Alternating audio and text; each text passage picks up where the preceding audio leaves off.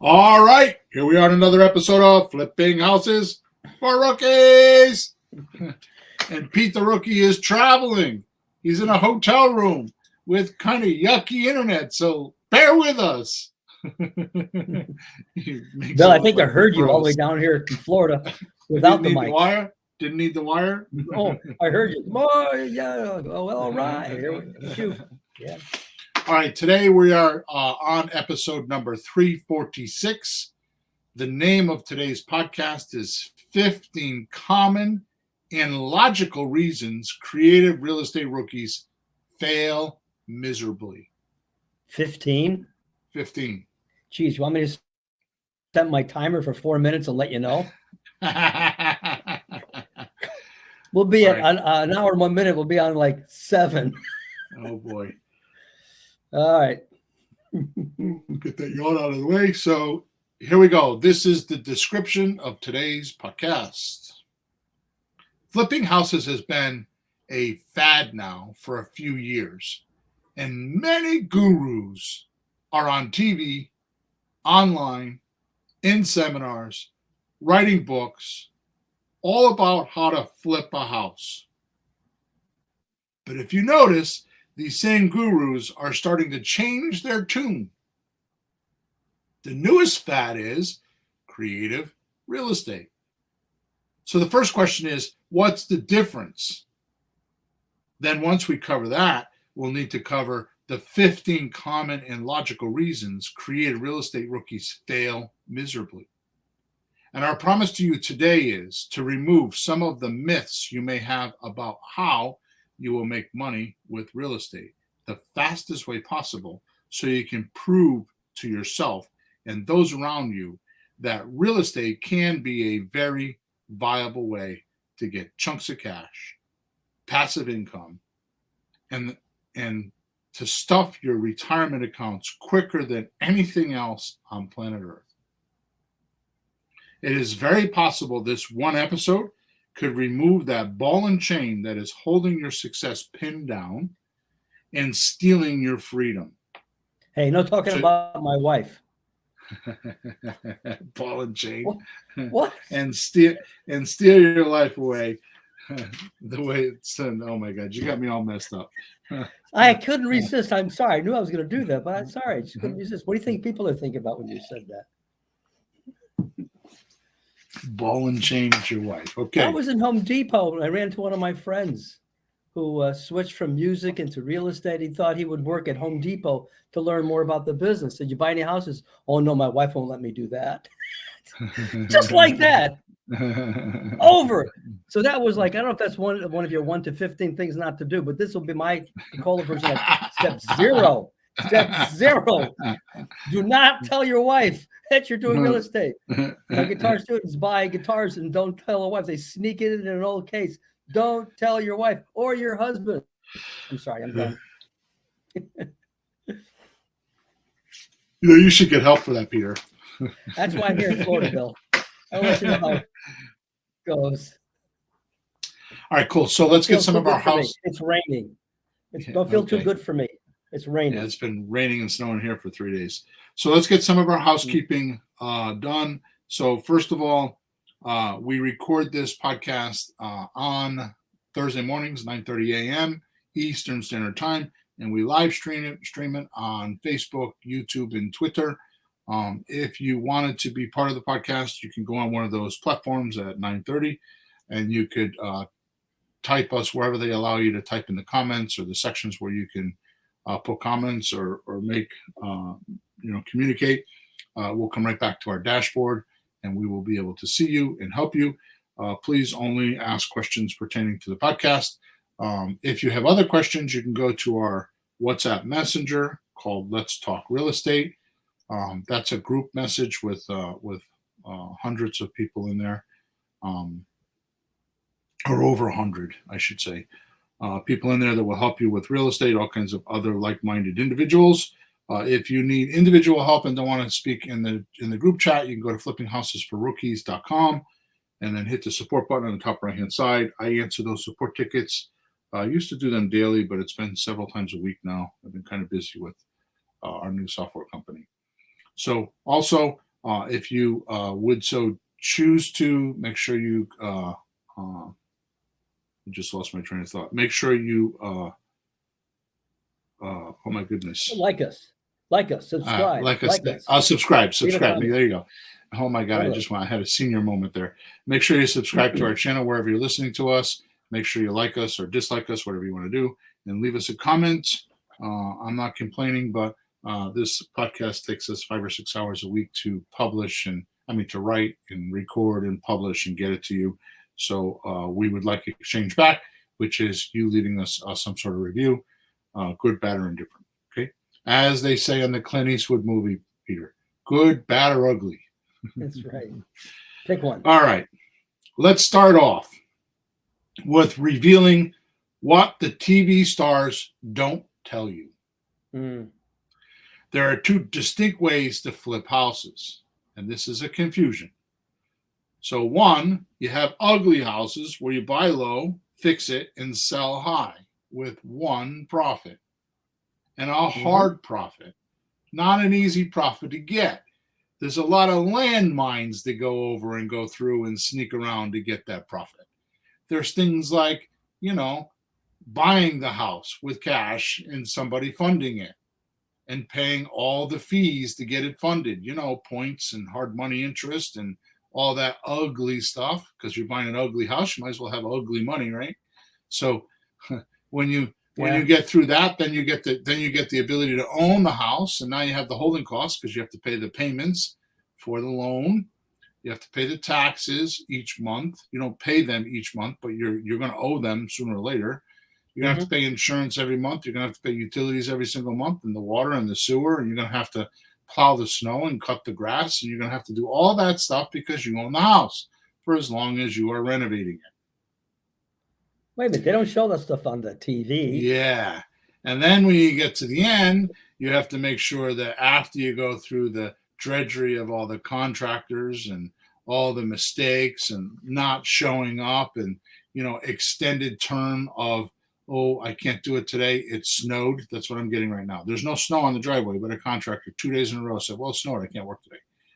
So my van doesn't drive good on these roads, right? So you have to deal with the extension of the contractor's bullcrap and all of that stuff, and dealing with extras and, oh yeah, we tore open the wall and there's a spaceship inside we got to remove or something like that. Once you get through all of that, you have to get it cleaned and pretty, and a lot of times stage it or make sure it's at least presentable, and then you got to sell it. And then once you get into the sales process, you have that whole episode 2 where you have to deal with your buyer, and you have to deal with the inspection the buyer gives you. Even though you renovated the house, you're still going to have inspection issues because the inspector's got to justify his $500 or $600 fee or $400 or $500 fee. Once you get past all that, you then have to get through the bank and make sure that the buyer's qualified. Lot of obstacles. Basically, in my world or Bill's planet, it goes just like this. The guy that holds the gold makes all the rules. And you are not holding the gold in this scenario. So you have to play by everybody else's rules. You got to play by the hard money lender's rules. You have to play by the contractor rules. You have to play by the city ordinance rules, to get all your inspections. You have to play by the buyer's rules, the banker's rules. It's like you're the effect of all these people, and you really don't have any say. And if you're clever and you're resilient and you're lucky, you can make money with these deals. That's the TV show. Number 2, which they don't talk, is pretty houses. It's where you use creative financing with multiple profits. Now, the difference between an ugly house and a pretty house, when we're talking about creative real estate deals and flipping is all about the money and the house. So people are buying the house. They pick on the house. They want little things done, especially nowadays. If you're selling FHA and you're selling to millennials, they don't know how to fix things. They're using all their money to close. So God forbid something happen in the next 6 months, they're bankrupt. They can't pay their mortgage. So they want you to make sure every little thing is done so they can get through 6 months or 6 years, depending on the millennial, how scared they are, right? With a pretty house, we're not buying and selling the houses. We're buying and selling the paper that's attached to the houses that either own the houses or control the houses. So with creative real estate, we're actually working with the paperwork more or less. So that's all your lease options to purchase. Those are your options. Those are your owner finance deals or seller finance deals. Those are your subject to deals, right? It's all those deals are you're buying the transaction and selling the transaction. You're not buying and selling the house. The house is a byproduct. Mm. An example of that is we sell a lot of our houses on handyman specials. Why is that? Because a handyman special can be somebody that can't qualify for a bank mortgage, which is north of 80% these days, bank loans. If they can't qualify for a bank loan, then what's going to happen is you are kind of stuck. Can't get a house unless you find somebody like us, and we come along and say, well, if you got some money down, and we'll help you fix your credit. We'll give you a lease for 2 years while we fix your credit and help you get qualified for a bank loan. All of a sudden, they're more interested in the financial part or the rent to own aspect than they are the house. So they tend to turn their cheek if something's not exactly perfect in the house. If the kitchen's dated, it's okay as long as it's functional. Yeah. Right. Yeah. I also think of it as just in general, as they're buying the opportunity. I mean, the paperwork is how it all happens, but to them, honey, we have an opportunity to buy a house that we can't otherwise. So I think of it that way because they really like when they have the chance to do it, especially when they didn't think they could. Right. So the problem that we have in creative real estate is we have more buyers than sellers. Buyers are really easy to find. I mean, all you need to do is post an ad on Zillow rental section, not for sale with Zillow, rental, and compete with the realtors. So you want to post an ad in Zillow rental section or on Facebook Marketplace. And basically your ad should say this from a lot of experience, because I've had my Facebook account shut down several times. It says house for sale, no bank qualifying. Okay. If you run that ad wherever you can run an ad, you will attract all kinds of species in the human race. You will not have to worry about how to find buyers. I guarantee you, if you do it the way we do it, you'll end up with north of 100 buyers on every house. We end up with 200 or 300. Now, here's the trick: is if you have good software, you actually save those buyers. We call them, very important list? People, VIP list. Oh, VIP? Yeah, we call that the VIP buyers list. Yeah. So what happens is when you buy your next house, you can send a communication, usually an email, to those people and say, hey, I have another house.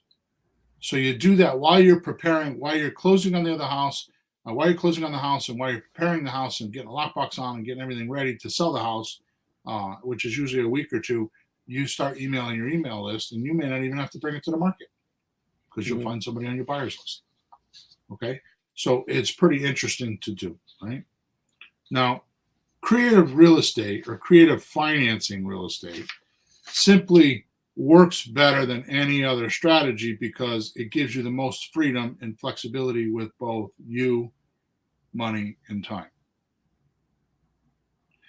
Right? With renovations, or with a hard lender, you need to supply the cash, which we talked about. When you buy and hold, you don't need to do that. A lot of times you can buy these properties without all of that stuff. Now, like I said, it's harder to find the sellers than the buyers. So finding the sellers is the trick because 97% of the people that are selling a house want all their cash. What those 97% of people don't know is how much it's costing them to get cash now. right? So Yeah. I won't do it today because I don't have time, but it's a formula called time versus money value. Time versus money value, right? Mm-hmm. And basically, like I always say, you know, if I sold you my computer today for $1,000 and you gave me $1,000 in cash, how much you pay for my computer? Not a trick question. You paid $1,000. But if you bought my computer today and paid $1,000 and swiped a credit card and paid for it over 24 months, how much did you pay then? I mean, we used to do this. You and I, Peter, used to do this in our live seminars, right? Mm-hmm. What we would do is we would tell people, ask someone in the audience, like, would you mind talking about your house? How much did you pay for your house? Oh, I paid $100,000 for your house. Oh, did you pay for it cash? And they're like, no, I have a mortgage. Oh, how long is your mortgage? Oh, it's 30 years. How much is your mortgage payment? And then we would multiply the mortgage payment, the principal and interest, times 360 payments, and it would come out to be like $250,000. That's right. Be 2.5 times, sometimes 3 times what they paid for the house. And I would say to them, that's how much you paid for your house. You didn't pay $100,000. You paid 200 with all the interest and the payments. And I'm being polite because we're not talking about all the maintenance and all the repairs and all the things you did in that 30 years, right? So that's how much you paid for your house, and it's a big confusion, right? Okay, so I completely did that. I have 3 or 4 pages of notes here, and I completely did all that without one single note in front of me. So now I'm going to take a look at my notes and see what I've already covered.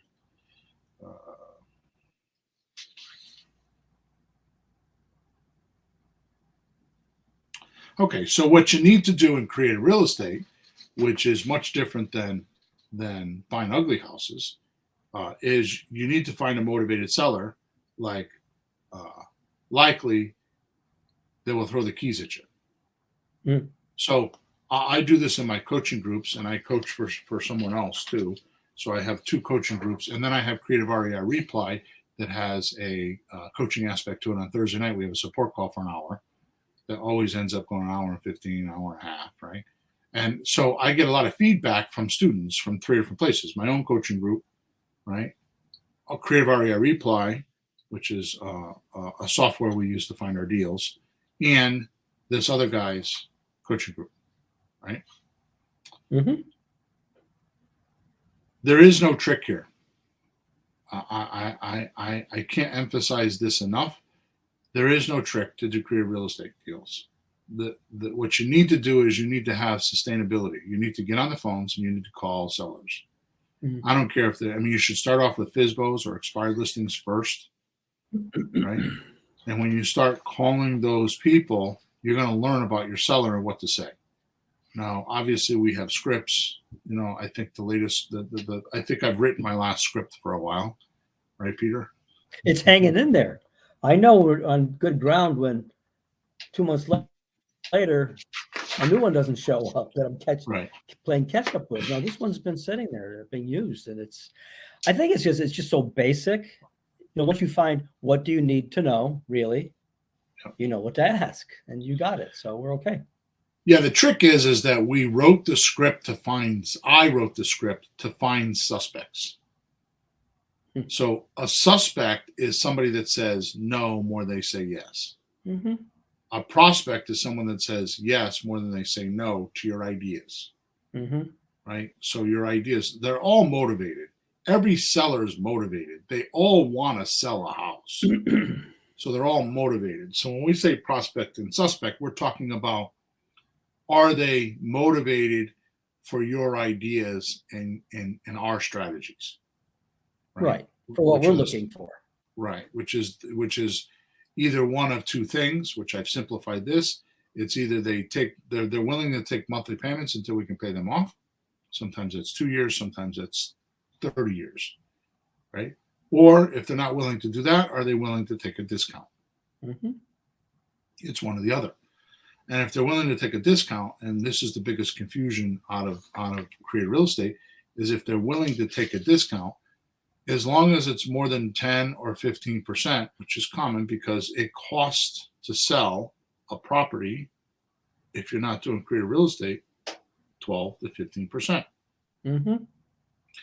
Most people don't know 12 to 15% of their profits are going to pay closing costs, which are all the professional fees, the realtors and the attorneys and the tax money that's going back and forth, negotiation, all that kind of stuff. We have it all broken down. Is going to take 12 or 15% of their profits first before they get any money. Yeah. So the first thing that's going to happen is when they sell their house, they're going to pay off any liens, or mortgages that they have. And the second thing that's going to happen is all the professionals are going to get all their fees, right? Yeah. And it's going to cost them 12 to 15%, unless they're really savvy, which I feel like I am, and I still have trouble getting it down to 10%, right? Because it just costs that way, right? So getting a 10% or 15% discount is not impossible, right? So if you could do that, then you just sign an option agreement with them and you go sell the property. So if you got a $200,000 piece of property and you get a 10% discount, that means you're signing up for $180,000. That's right. So if you were to take that $180,000 and put it on the market for $185,000 and make yourself a $5,000 profit, you'd be $15,000 below everybody else on the market. And you'd be able to bring them all cash. So when we say, can we make you monthly payments until we can get you paid off? In this particular case, they don't want payments, but they want to get paid off. That's the way you could do it. Right? Mm-hmm. Does that make sense? Did I go too fast? No, well, it's the old simple thing. Like if the cost of something is X and I give you cash right now, would you take a little less than X? Or right. If I have to make payments, if you wait, I'll give you more than X if you wait a little bit. So right. It's all it is. If you wait, you expect more money for the opportunity of letting somebody wait. And if you want all your money now, you get a little off the top, I pay cash right now, hey, Luigi, cash now. It's nothing new. Yeah. So if applying it to a house. If you guys want to know how to do this, there's I have my flagship course is how to buy a house without a loan or buy real estate without a loan. Mm-hmm. If you just go to flippinghouses4rookies.com and go to courses, it's right there on the top. It's not much money. It's a few $100s. And I have monthly payments if you want them. You could go there and it gives you all the details, all the scripts, all the paperwork, everything you need there if you wanted to. Okay. But that's not why we're here. So let's go over my list of 15 reasons. Right. Let me see here. 15 common and logical reasons creative real estate rookies fail miserably. Okay. This is what. So this is what not to do. This is why people fail. This is what not to do, folks. Number one, they don't use simple techniques to find enough people who want to sell the way an investor should buy. Number one, they don't use simple techniques to find enough people who want to buy the way the investor wants to sell. I'm sorry, will want to sell the way the investor wants to buy. Mm-hmm. So it's deal hunting, right? Yeah. So the reason why you are not doing deals is because you don't have enough outflow. Or your outflow is really good, and then it goes really bad. Then it goes really good, and it goes really bad, which is how your income will be. I can promise you that your income is directly related to the amount of outflow that you do. Right? Because the amount of outflow that you do will determine how many offers you will make. Now, here's the magical, revealed, obvious secret in creative real estate. You do not need to know a lot about creative real estate in the beginning. Here's the reason why. If you make enough phone calls, you will find a motivated seller. A motivated seller says yes more than they say no. That motivated seller will allow you to make mistakes. That motivated seller will teach you how to do a transaction because they'll be very flexible about what you're doing. They're so motivated that you're the only hope they have, and they're going to keep going until it's done. Yeah, right? That's the key right there. It's not, you don't have to convince them because they think you're the only chance they have to get rid of this damn house. Right. It's not like or who. Like, honey, we got some schmuck here that'll take the house off our hands because they can't sell it. For some reason, they can't sell it. The realtors don't want it. It's not that kind of a deal. So exactly. So you number don't have to be two, that smart. Number two. So basically, going back to number one. So basically, what happens is you're trying to learn everything to convert sellers because you feel like you need to convert sellers. You need to, like Peter just said, you need to convince the seller this is for them. And the way to learn how to do that, which by the way, my motto is real estate is not made to learn, it's made to do. Right? You don't learn real estate, you do it. Right? So what that means is you just keep dialing for dollars. I mean, I was on a coaching call yesterday, and a guy went on Craigslist and was just calling leads. Now, here's an amazing tip that we used to do, or I have done, and I've not talked about it, and he brought it up yesterday because we've coached him. Okay. When you're talking to somebody and they say no, before you hang up, which I should put in my script, by the way, before you hang up, you should ask, do you know anyone that might be interested in doing, selling their house this way?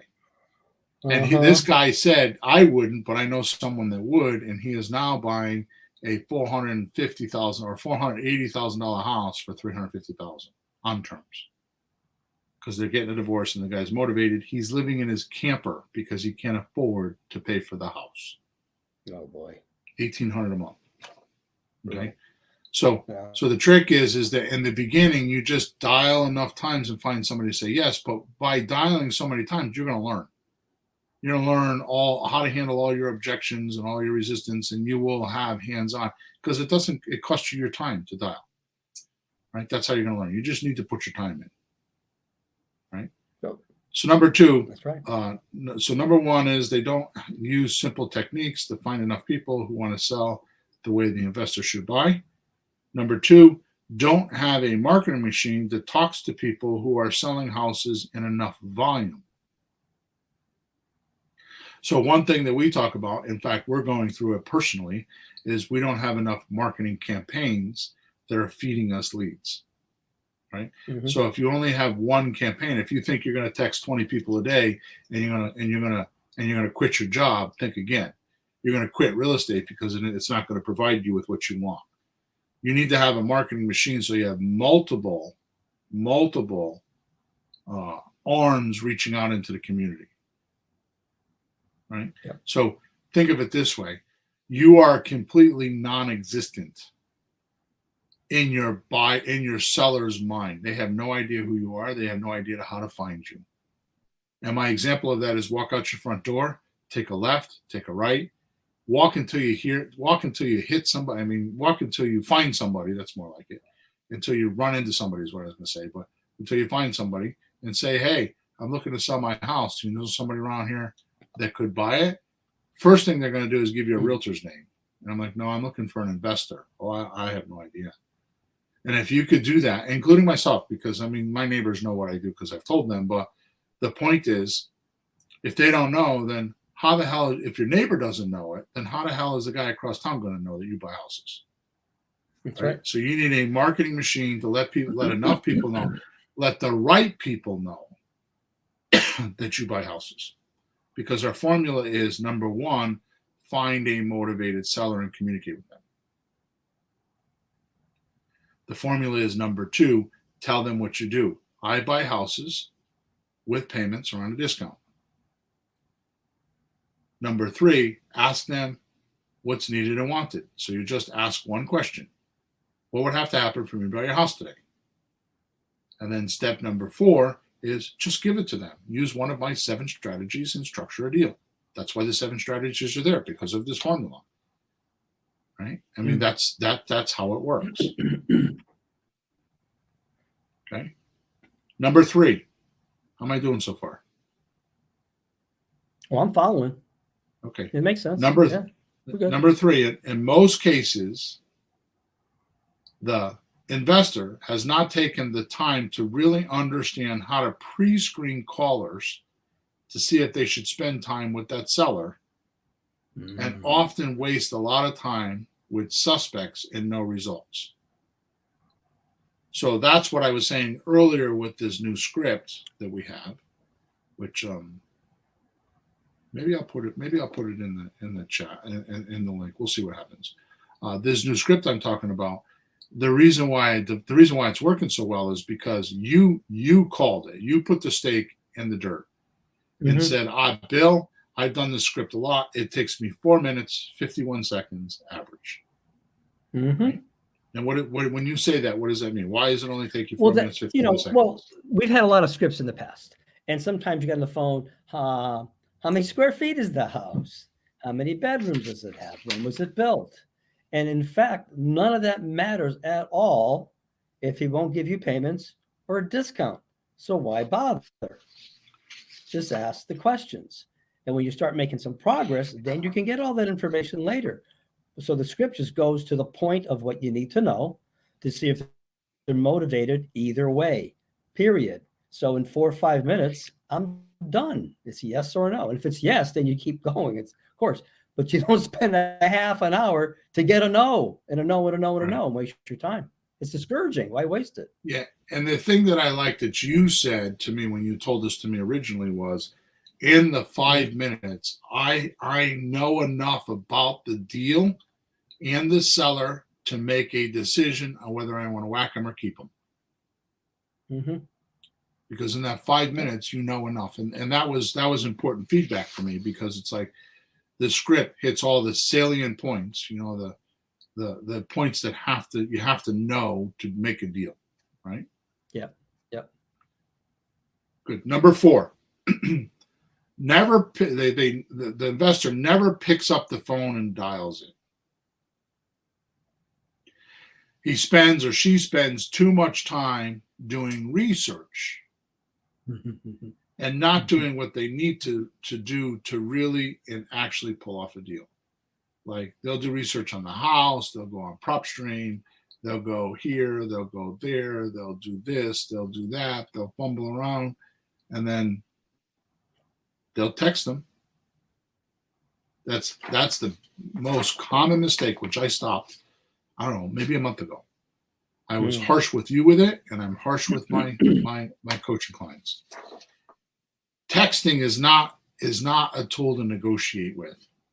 Texting is a non-confront for you and the seller. It's non-confront. You're not confronting the person. And you can't do that in real estate. You need to confront people, and you need to have a conversation with them. And I'm going to tell you right now, a core reason, I've never said this out loud, but here is a core reason why someone doesn't get deals and why they have complexity. It's lack of confront. Because what lack of confront does is it causes transgressions. And once you have a transgression, you withhold your communication because you're afraid you're going to get caught. And it gives you more lack of confront. And when you have lack of confront, you have complexities. You add all these things in because it's just you in your own head. Yeah. It's like playing baseball on both sides of the team. It's like there is no game. You think there is because you're playing for the Yankees and Boston, right? On both sides, right? It's like playing a football game and playing offense and defense together. You're on both sides. Yeah. Chess. Try to play chess with yourself and see who wins. Doesn't work well. So what happens is because of lack of confront, you end up with complexities, and the complexities cause you to do something wrong. It's either a transgression of omission or commission, right? You're either not doing something or you're doing something wrong.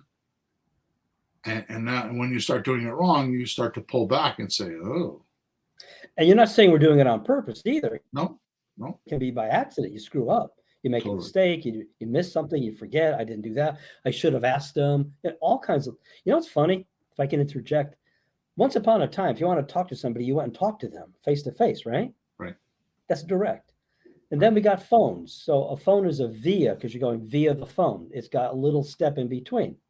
Yeah, And then we went to via is an alternate route, right? It's like an extra. Yeah. It's an extra way to get there. He said, let's go this way to get to that way. You're bouncing it off the wall. And then we went to texting to talk to somebody. So you don't even see them. You don't even hear their voice anymore.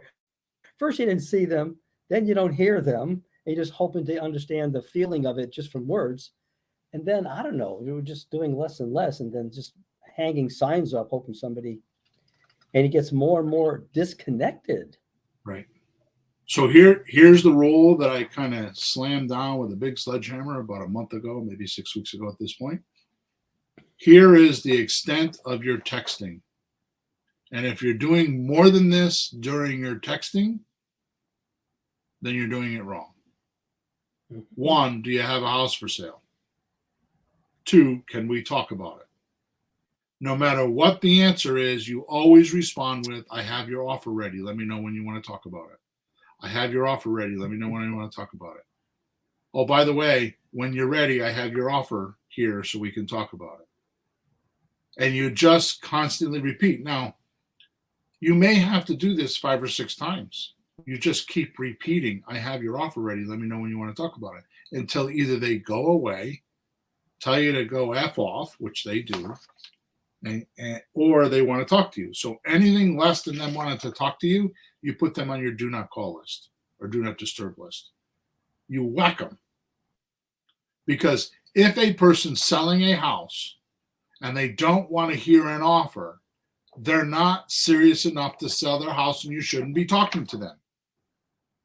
Yeah, we haven't even said we want to do payments or a discount. We just said we want to talk about buying your house, right? We have an offer. And the text, we haven't said anything like to buy it less or to buy it any special way. We just want to buy it. If they don't answer that, like, they're not even serious about selling it. That's just doesn't even make sense.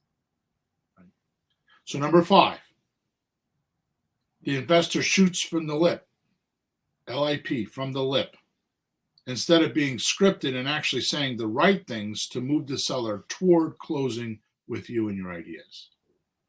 So instead of, it's a play on the word, shooting from the hip. This is shooting from the lip. Yeah. I got to tell you right now, not my favorite actor, as you know, but Tom Cruise, Clint Eastwood. I don't know. Give me a woman's name, a woman's actor. Street. Street. Yeah, I'm thinking of the one that Henry Fonda. Any major actor you know. Yeah. Would you pay nowadays $12 or $15 to go to the movies to watch them on the big screen if they shot from the lip, if they didn't have a scripted line? Okay, so listen to me. This is very profound. I'm not going to spend, I could spend an entire podcast just on this. Okay. Since the age of man, the day one of mankind, until the last 50 years, maybe the last 100 years. Okay. Mm-hmm. Actually, it's more than that, but mankind always propelled their future with stories. So a father teaches his son to hunt with a story. A mother teaches a woman to have a baby with a story. So stories are ingrained. We think with mental image pictures. We see pictures. Words and syllables and everything around us is recorded as a picture. We think in pictures, right? This is the reason why we're fascinated by TV, because it's pictures. That's how our minds think. That's why it's so contagious, is because it's pictures. But it's easy pictures. You don't have to think them up yourself. They shove them at you. Well, it's called motion pictures because they're moving. Moving right? pictures. Yeah. My grandmother, you gonna go see a moving picture? Yeah, they're gonna move, Grandma. Right. So Moving. so think of it this way: when you're writing a story, you have a Yeah. start, like it starts off with this travail, like, oh my gosh, my father died. And because of that, I made a decision. And the decision is to go to California and live with my sister. So that starts the story off. Like that's what I want the story to do. Yeah. And then going from where I am to California has a bunch of barriers. I ran out of gas. Somebody stole my money. I checked into a hotel. The hotel burned down. Right. That's what you call the plot. That's the plot. That's you going through the story. Okay, so here's my point in saying this, is that when you're talking to a seller, you have a plot. You need to have a plot. You need to go from the beginning to the end, right? What was we used an example on a few podcasts ago. The farmer plants, cultivates, and harvests. Mm-hmm. You need to be able to have that in mind. If you don't, you're going to be random. You're going to shoot from the lip, and you're going to say the wrong things. Okay?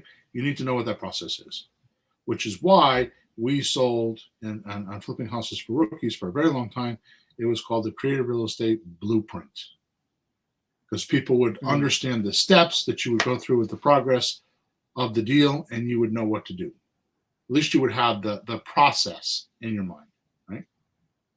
Number 6, get stuck on how to do paperwork in their head, worry too much what the repercussions are if they do it wrong, and never really get started or talk themselves out of a deal. Okay. It's not the right thing to do, but I'm going to tell you right now.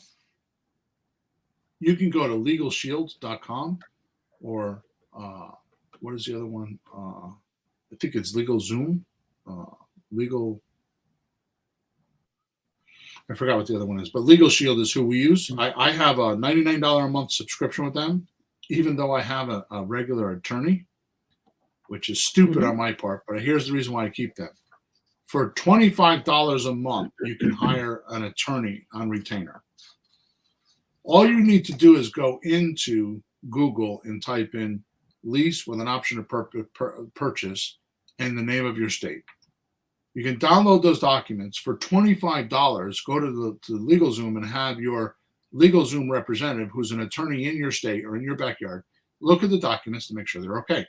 Now, they aren't going to be like my documents, because my documents make you money, but these are going to be enough to make you a deal or two, so you get started. So if you're worried about paperwork, you just don't know about outsourcing and getting somebody that professionally does that to do that for you as part of the deal transaction. Okay, that's all that is. Number 7, worry way too much they don't have the funds or capital to actually buy the house, so they can do what many others talk about doing and convince themselves this isn't for them. Like they were born on the wrong side of the tracks and they're poor. Right? So Nelson Rockefeller said many years ago, the way you build or keep wealth is to own nothing and control everything. That saying is the epitome of creative real estate.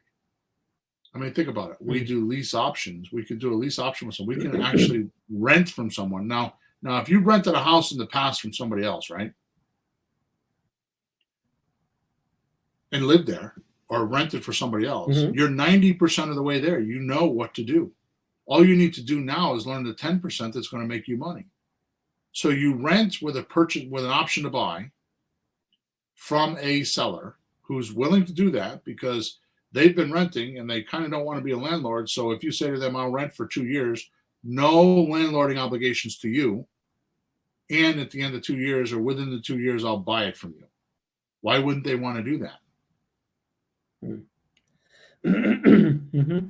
Right? So what happens is You find that person, you rent with an option to purchase. All the promises that you make the seller are going to be fulfilled by your buyer. Nowadays, what we do is if you're really worried about a deal, just sign a 30-day option agreement with the seller and go find your buyer.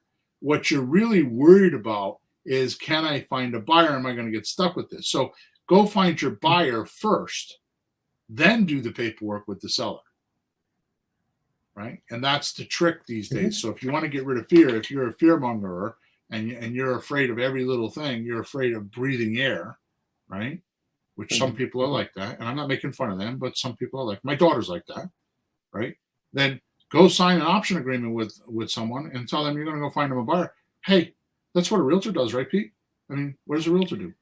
Yeah, they have a contract. I'll find a buyer. Then, within a few weeks or months, they find the buyer, or they don't. They say, sorry, no buyer, goodbye. Right. And that's just normal business. It is no commitment. They're not even controlling the property. They just have the contract as the agreement because they have the realtor's license. We don't need by that. The way, when the option gives that right. Yes, so the option gives us a very, very minute equity share, not a controllable equity share, very minute, like if it was $1, this would be 1 penny. Yeah, I call it doesn't a brick. mean anything. A brick, call it okay. A brick. Yeah. I own that brick in the corner there. You need that exactly. brick. You need me. So the point is that you have a very small percentage of equity share. Because of that, you're considered an owner in the property and you don't need a license. Right? Mm-hmm. Number 8, strive to find time to actually do it. When time is there, they just mismanage it and don't know it, or do time inventory to see where it is and how to better utilize it. So what I'm saying is that an average person doesn't even do a time inventory. Like, how do you spend your time? Like, I mean, it's very easy to do. All you need to do is on your phone or wherever you want to keep track, right? So you introduced me to something a very long time ago that somebody should make this app. I'm giving somebody an idea to make an app. Oh. You introduced me to Mileage IQ. Oh, an app. Yeah. So it's on my phone. I don't do anything. And when I drive, this thing keeps track of my locations. And then I go in there at the end of the day and I say, was that business or was that personal? And you swipe it. And all that does is keep track of your mileage for your tax accountant. So at the end of the year, or the end of the month, it gives you a report of how many miles you traveled for business. Yep. We should do this for time. Yeah, I suppose. Right? I don't know how somebody would do it, but we should do this for time. So all you need to do for a week or two is just keep a log or a diary of everything you did throughout the day. And then just take, that's inventory, like taking a time inventory. That's inventory of your time. Where do you spend your time? And you're going to find there's time vampires in there. There are things that you're doing that either somebody else is controlling your life for you. You know, like people think it's their job. Well, your job, what do you got? 168 hours a week. Everybody has 168 hours a week. A job is 40. So what are you doing with the other 28 hours? The other 128 hours. 120. Yeah, that's right. 128. Yep. What are you doing with those? Right? So most people don't take time inventory and they have bad time management skills. Yeah. Okay. Do you have anything in your list about like a space to work at? I don't know. I have a reason to ask. Because the reason I'm saying is this is a part-time job. So if you had a part-time job, you would have a place to go.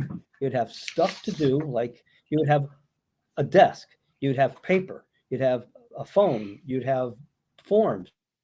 And you'd have a schedule.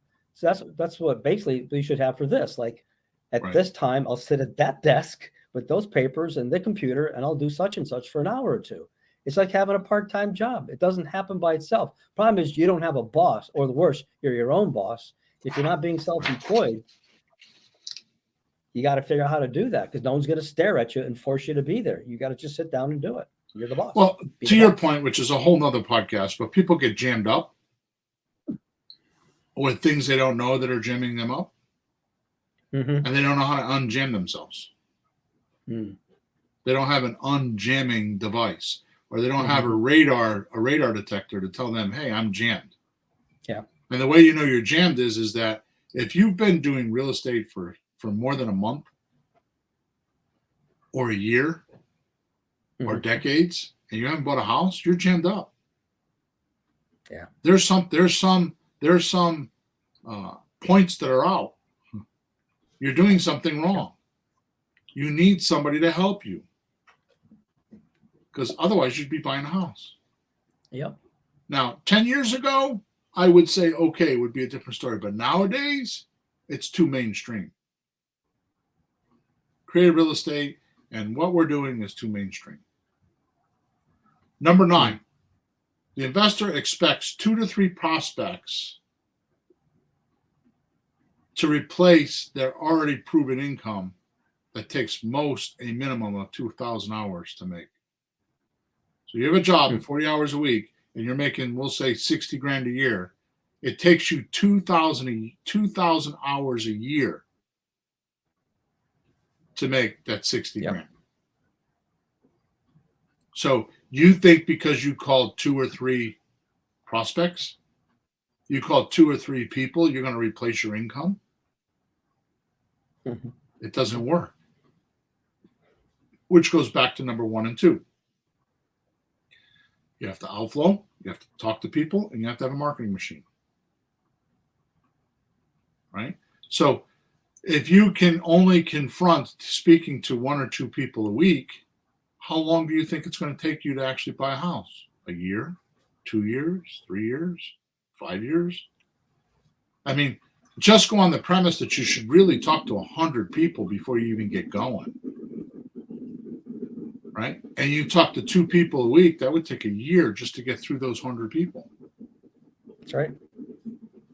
Right? So, well, your percentages, the percentage we use is 97% of people we talk to want cash. So it's 3% that would be interested in a terms deal or get the decent enough discount. So do that math. That's 3 people in 1 year if you talk to 2 people a week. Yep. And it's not Number 3 10. sales, it's 3 people to talk to. Yeah, 3 prospects. They might be interested. Sales. And then you want to know why you went 2 years doing a deal. Why it took you 2 years to make a deal. Mm-hmm. Number 10, and this should really be number 1, but I had to get up to this point as a gradient scale. This is the number 1 reason why every single real estate investor fails, including me or you. It is the only reason why. Everything else is sugar-coated around this. You don't make offers. Or make very little offers. Or not enough offers.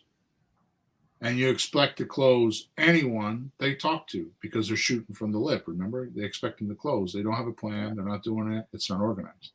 Now, I'm not going to get into this, but in past podcasts, we talk about having an unbalanced offer. Mm-hmm. So that's the reason. So one thing is to make offers, and the second thing, if you're not getting offers accepted, it's unbalanced, which means either the seller's asking too much money and you can't do the deal, you're too low on your offer and the seller can't do the deal, or you're not making enough offers. Those are the only 3 reasons why you're not doing deals, right? And of course, during COVID and 21 and 22. The problem was most sellers wanted too much money and we were having trouble making deals.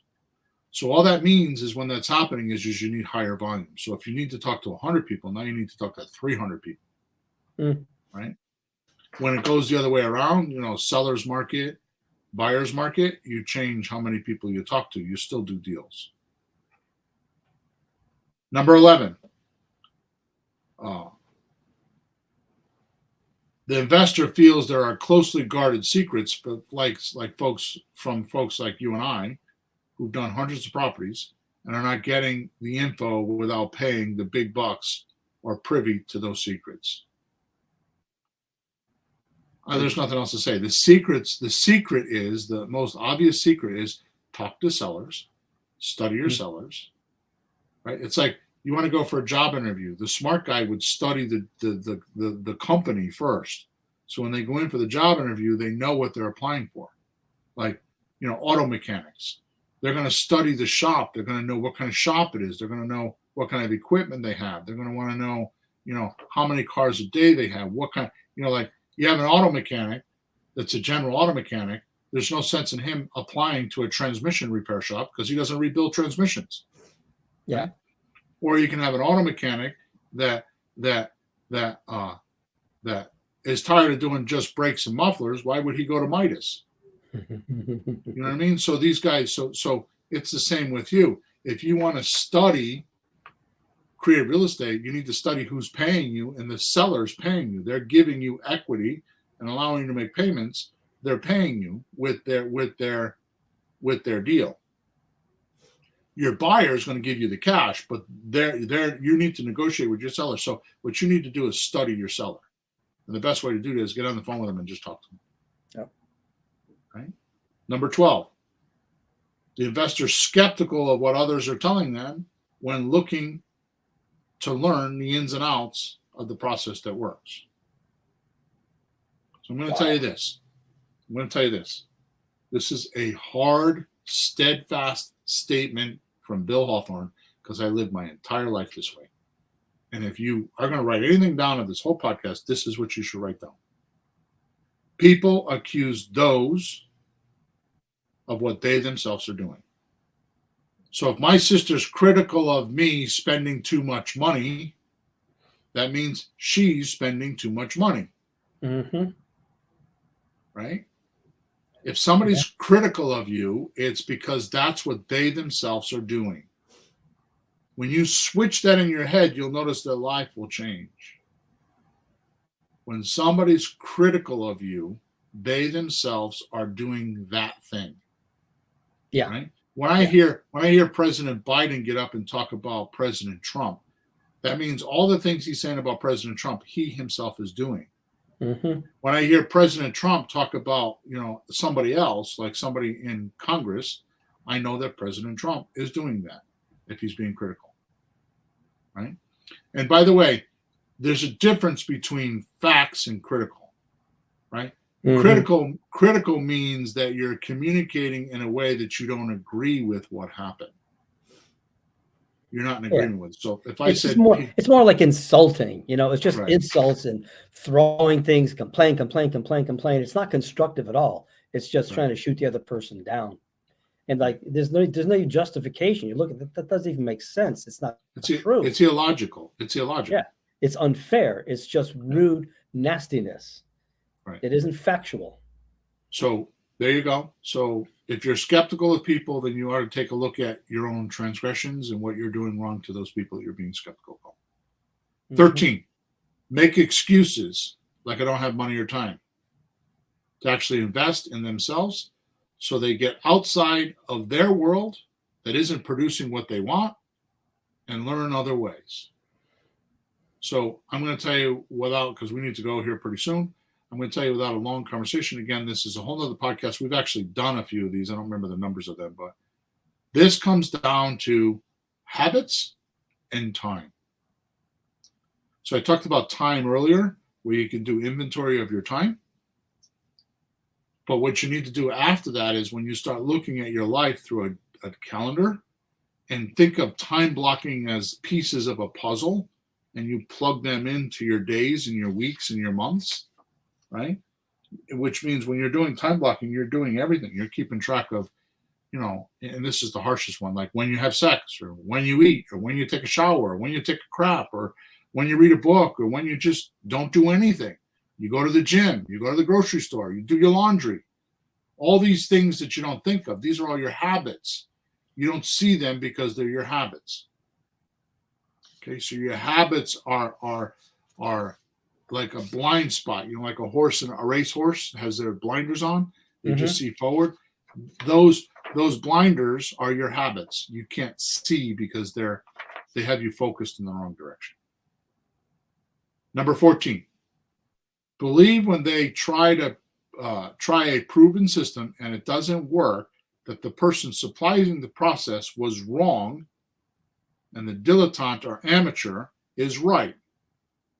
When they never even looked at, maybe they misunderstood the materials and couldn't do it, and don't even know it is so. Don't even know it, so they think that the trainer sold them a bad bill of goods, and then move on to another training program. You know, I see that as an educator. Bill's not just saying that, folks. I teach a lot of different subjects. I'm still currently teaching music, and you'll have a piece of information. The student goes, "That isn't right." Okay, so you're smarter than the book already, huh?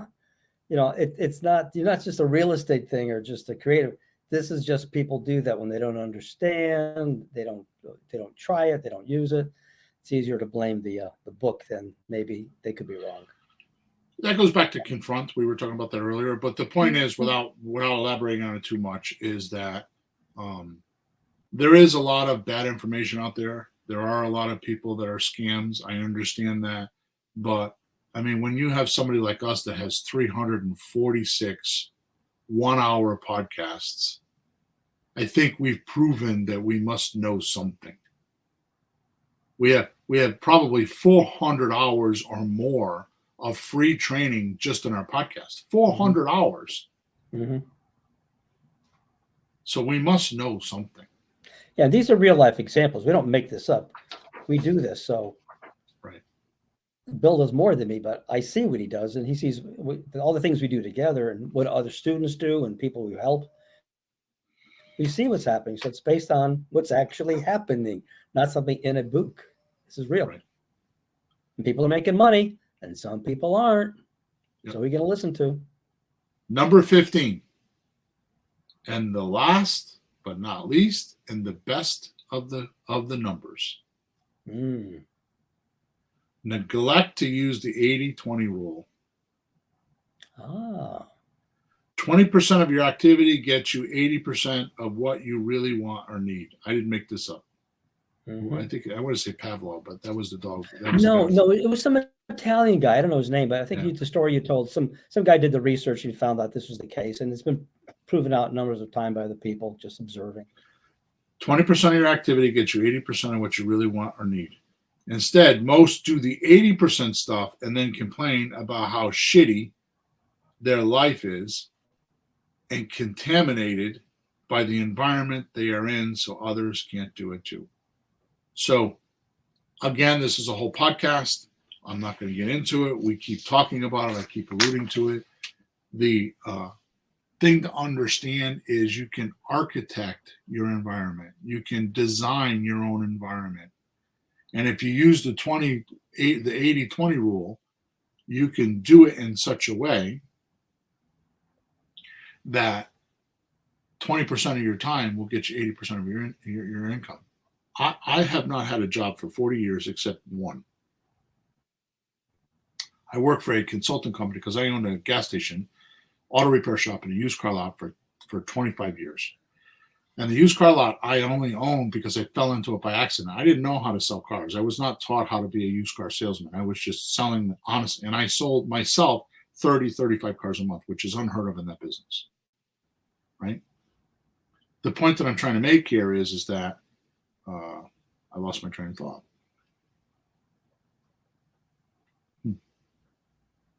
See, where were that's you pretty headed? Stupid.